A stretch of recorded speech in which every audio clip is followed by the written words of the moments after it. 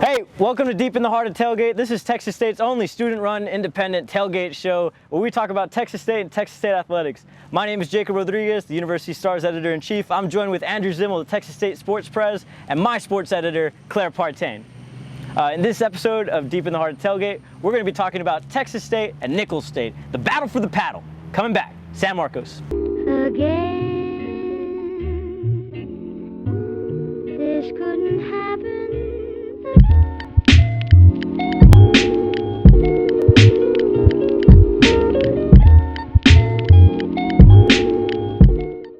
All right, so as I was saying, last week, Texas State did it. We all predicted it, so boom, in your face. Texas State Bobcats toppled the Georgia State Panthers 37-34 in triple overtime to put them 1-0 in conference play, and everybody lost their minds, including but not limited to the statisticians at Texas State Athletics, who immediately put us at the top of the West Division. In your face, Sun Belt Conference. Number one, baby! Number one! Let's go! We're moving on to play the number 9 team in the FCS. So Nicholls State. Yeah. Is this? I mean, we're 16-14 going into the Battle of the Paddle series.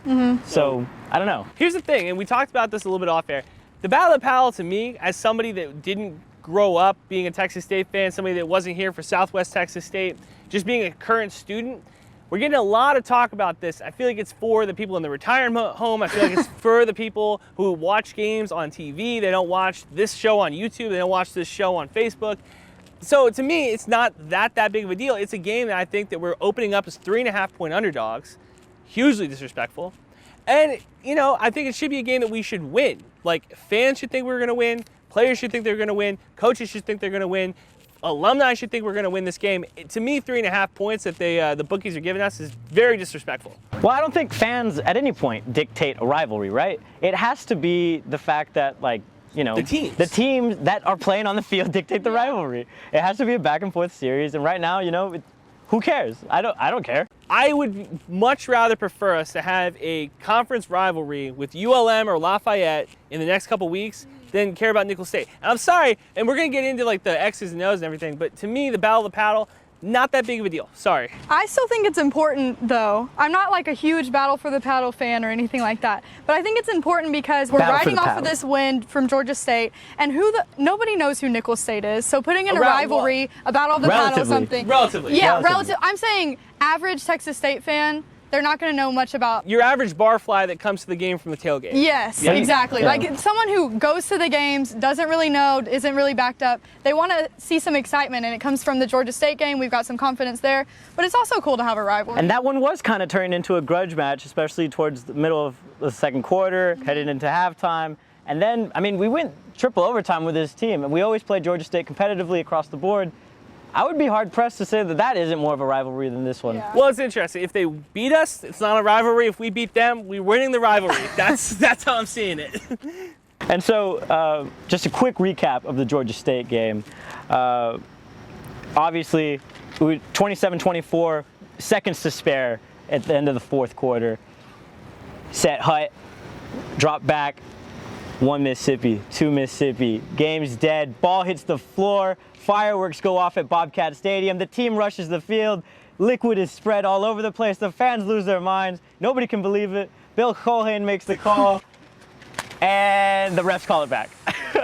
Which is something that shouldn't happen in this No. game. It's something that I think that Coach Spavital and the rest of the athletic administration has kind of said, like, hey, you know, let's make sure that if this happens again, we have like the right camera angles and everything. The snap, in my opinion, didn't get off in time. The people in Birmingham, Alabama, the Sun Belt, I guess, you know, headquarters that was watching the game, they thought it got off in time. So not 1, not 2, but 3 overtimes. Well, not only did Bill Colhane call the game, but so did Andrew Zimmel, to put it in context.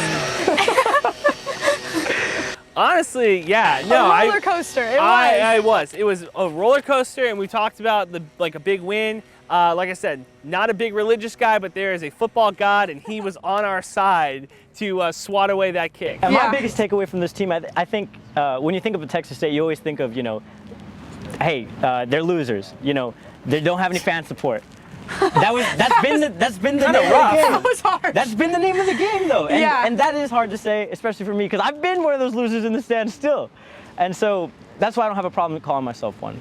But, you know, second to spare in the game, we think we won, we caught it back. Do we have the mental toughness to win that game again?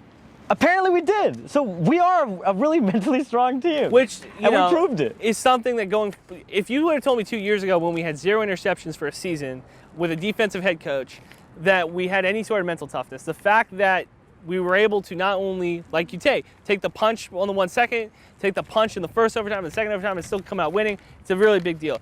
Let's talk about, I want to kind of move on to talk about the Nicholls State, what we expect from the offense and defense. And I know Claire had an offensive player. Yeah, I've got a little bit of an offensive take here. So the offense for Nicholls State is pretty balanced, rushing and running. And we've got one running back powerhouse to look out for, and that's going to be Julian Gums. So the team overall, over 220 yards a game average. Julian Gums, 92 yards a game. He's had averages 5 yards per play, and he also has had 5 touchdowns. So that's someone definitely to look out for coming into this game. That's what Texas State defense is queuing in on. For the Texas State offense, this is the guy that you need to watch out for, Jacob. Alan Pittman, senior linebacker, 5'11", so he's only a few inches taller than you are. Nice. 28 total tackles on the season. He was second team All-Southland 2 years in a row. And the thing is, coming into this game, Nicholls State goes 2-1 in their first 3 games. They beat Stephen F. Austin 48-30. So this is a high-scoring offense, like you mentioned, but their defense, I think, has some holes in it. Yeah. This is the type of defense I think Jake Spavital can kind of punch through and, you know, make something happen. Yeah.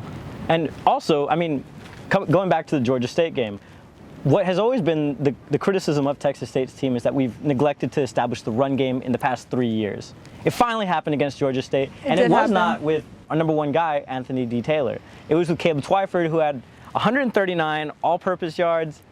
It's pretty impressive. Which is the offensive player that I am highlighting in this little deal.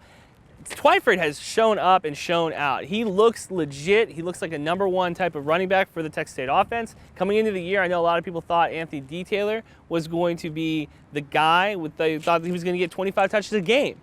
That doesn't look like it's going to happen. It looks like it's now more of a running back by committee.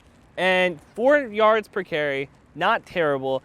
I think that Texas State needs to establish a run, and I think that what they're going to do is establish a run in this game to let Gresh Jensen set up the play-action pass, to set up the short game, the short passing game at least. And he was able to do that too against Georgia State. Also, he threw 16 for 25, around 64% completion rate. So I mean, he's pretty effective on the air. He just needs more protection all around and the ability to be spread into that offense so he can just take off. And on the defensive side, you might think I'm talking about Brian London, but he did break a school record, 22 tackles, Georgia State game, but I'm going to talk about Nick Daniels a little bit. So Nick is over here. He's kind of the Brian London without the headlines. So he, in the Wyoming game, both him and London had double-digit tackles at 11. He was 25. He had 22 tackles to London's 25 going into the Georgia State game, and he also had his first sack of the season in the Georgia State game. So he's at 31 tackles this season so far. He's a good one to look out for. Honestly, him and London both, and Frankie Griffin too, that is a trio that has made Texas State's defense. I know this isn't like a hot take or anything for people that live in San Marcos. For those that are outside the 78666, they might be surprised by saying this. They might have a top defense in the state. And I'm not talking just G5, I'm talking TCU, Texas, A&M. This defense is legit. Now, the offense hasn't bailed them out. The offense has kind of left them out to dry a couple times. But this defense, I'm telling you right now, guys, is going to be the thing that is going to win us at games in conference play. Yeah, absolutely. Yeah, and that just plays crucially down the stretch, too, when we start getting away from, I mean, we're just not going to have 3 back-to-back homes anymore, you know? No. So, it just makes sense. So in the paper, came out this week, we all did our predictions. What do you got going? I have Texas State taking this one. Hopefully, I'm over Claire. Not gonna happen. I also have Texas State.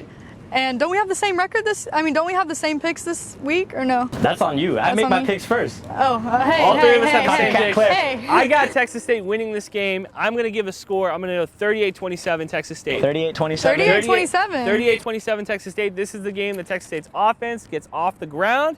This is the game that, a lot of parents are going to be at. Fans should be at the game from start to finish. I don't think it's going to 3 overtimes. I'm just saying. We didn't call it last week. This week I'm saying it's not going to go overtime. They're going No to overtime. They're going to legitimately win this game in a back and forth battle. So Well, you, I don't think anybody expected it to go into overtime, nor wanted it to go into overtime, frankly. I don't know if we had enough fireworks to go off. This week, my sources say that the athletic department has the fireworks jacked up. They're ready to they go. stocked up. Oh yeah, they're jacked You up. got on a fireworks guy on the inside? Yeah, I got the fireworks. You guy got on the inside scoop. Hey, you don't be the Prez by just putting on the crown. You're right. You got it. You're Got right. to network. Got to talk to some people. Presidents don't have crowds. Just saying. I'm killing the game. What can I say? Dictatorship, not president. All right, sweet. We'll see you next week. Deep in the heart of tailgate. This is week 5.